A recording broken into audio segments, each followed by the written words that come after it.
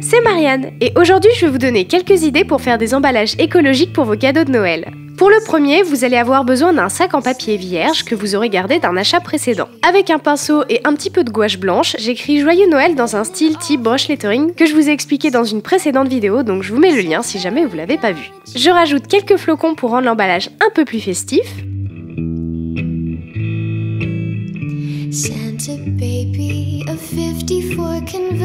Je fais ensuite une étiquette en mettant le nom de la personne à qui est destiné le cadeau. J'enveloppe le cadeau dans du papier de soie récupéré dans un ancien colis. Je glisse ça dans mon sac en laissant un petit peu dépasser le papier de soie. Je lie les deux anses avec un ruban satiné rouge, toujours récupéré sur un ancien cadeau. Et j'ajoute l'étiquette avec une cordelette.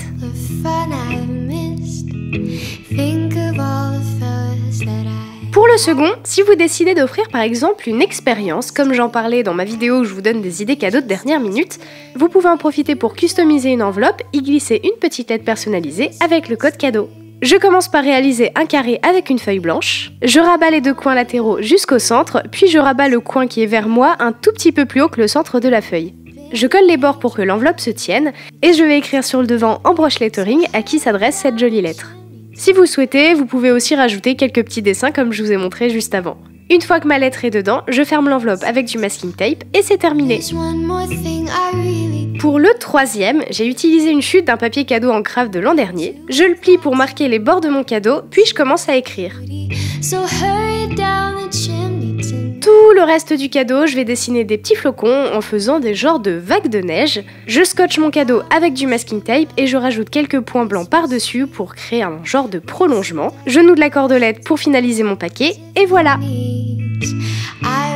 Pour le dernier et de loin mon préféré, j'utilise un joli carré de tissu et en l'occurrence là j'ai utilisé un joli torchon. Je mets mon cadeau en diagonale au milieu, légèrement excentré sur la droite. Je rabats le bord gauche et le glisse en dessous du cadeau. Je rabats le bord droit, puis par-dessus, les deux autres extrémités en les nouant au milieu, légèrement désaxées. Je viens faire une nouvelle étiquette et j'y dessine quelques sapins très minimalistes pour l'ornementer un peu. Je glisse un ruban de soie blanc en dessous du nœud, toujours récupéré sur un ancien achat, celui-ci venait d'ailleurs d'une bombe de bain. J'y ajoute une branche de sapin et du gypso que j'avais fait sécher. Je noue tout ça et j'ajoute l'étiquette avec de la cordelette.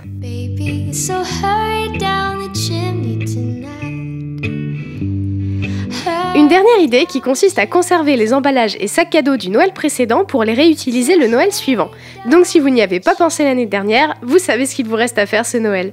J'espère vous avoir inspiré pour vos emballages de cette année et n'hésitez pas à aller voir mes autres vidéos qui parlent de Noël si celle-ci vous a plu. À bientôt!